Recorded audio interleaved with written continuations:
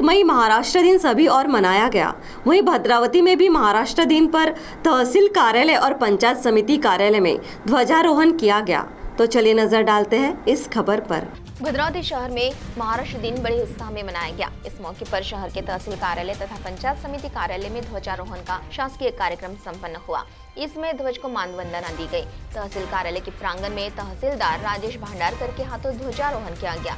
इसमें तहसील कार्यालय के अधिकारी नायब तहसीलदार मनोज अखनोरवार, नायब तहसीलदार सुधीर खांडरे, थानेदार लता वाड़ीवे, पूर्व नगराध्यक्ष अनिल धानोरकर, एपीआई के दारे, कर्मचारी तथा शहर के पत्रकार और नागरिक उपस्थित थे। पंचायत समिति कार्यालय में गट विकास अधिकारी आशुतोष सबकाल इनके हाथों ध्वजारोहण किया गया।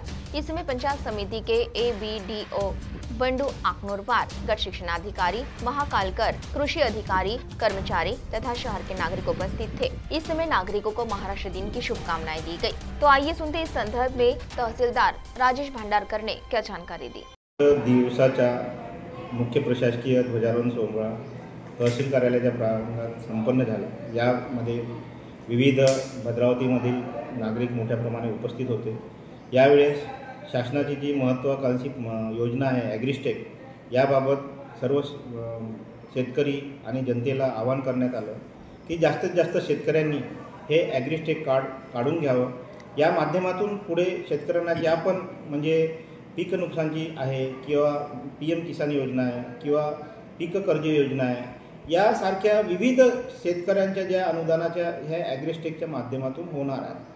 आणि याच्यामध्ये शासन निर्णयसुद्धा निघालेला आहे की जे ॲग्रिस्टेक काढणार नाही ते सर्व लाभापासून वंचित राहील।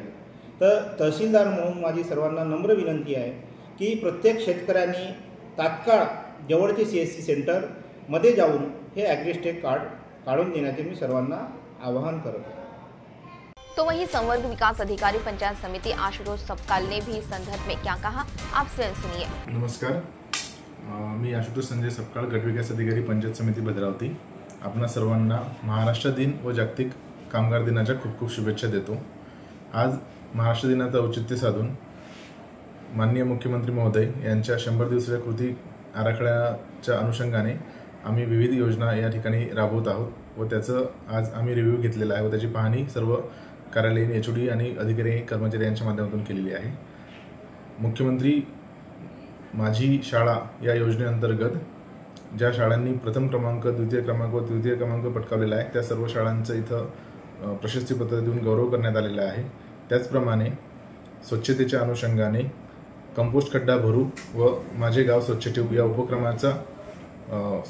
उपक्रमाची सुरुवात आजच्या दिनी करण्यात आलेली आहे। 1 मे ते 15 सप्टेंबर अशा या कालावधीमध्ये हा उपक्रम आपल्याला राबवायचा आहे। CTV के लिए प्रतिनिधि जावेद शेख की रिपोर्ट।